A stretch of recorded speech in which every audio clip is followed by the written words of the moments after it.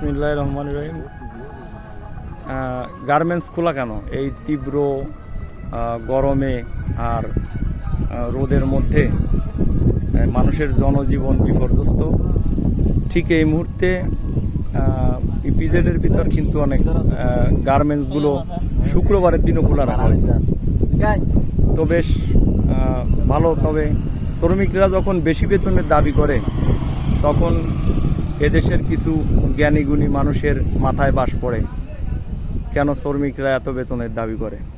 তাই বাংলাদেশের গার্মেন্টস শ্রমিকরা যেভাবে পরিশ্রম করে, আপনি দেখেন এই গরমের মধ্যে আমরা সমস্ত ফ্যাক্টরিগুলো প্রায় কয়েকটা ফ্যাক্টরি বন্ধ আছে, আর কিছু কিছু খোলা, কিছু কিছু বন্ধ। কিন্তু আমরা এই গরমের মধ্যে যদি এই গার্মেন্টস শ্রমিকরা কাজ করতে পারি, ঠিক আছে, তো 2 টাকা বেতন বাড়তি দাবি করলে তখন মালিকদের গায়ে লেগে যায়। আজকে মালিকরা এই শুক্রবারে খোলা রেখে ওই ঈদের ছুটির সাথে সমন্বয় করে। ঈদে কি তারা বছরে 5-6 দিন তারা বন্ধ দিতে পারে না?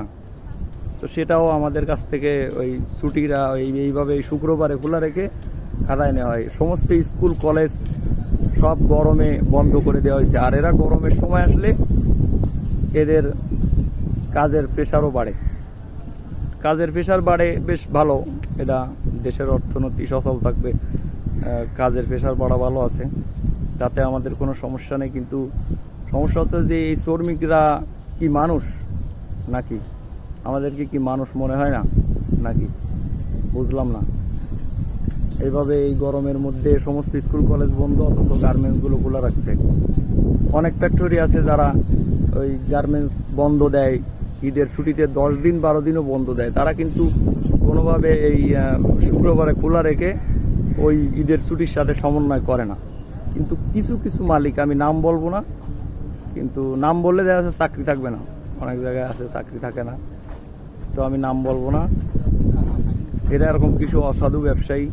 বাংলাদেশের ব্যবসায়ীরা তো জাত হারামি। তার প্রমাণ আরও আছে। এই আকিজ গ্রুপ, এই যে মোজোর দাম বাড়ায় দিছে, কিন্তু তারপরে ওখান থেকে 1 টাকা ফিলিস্তিনে দেবে।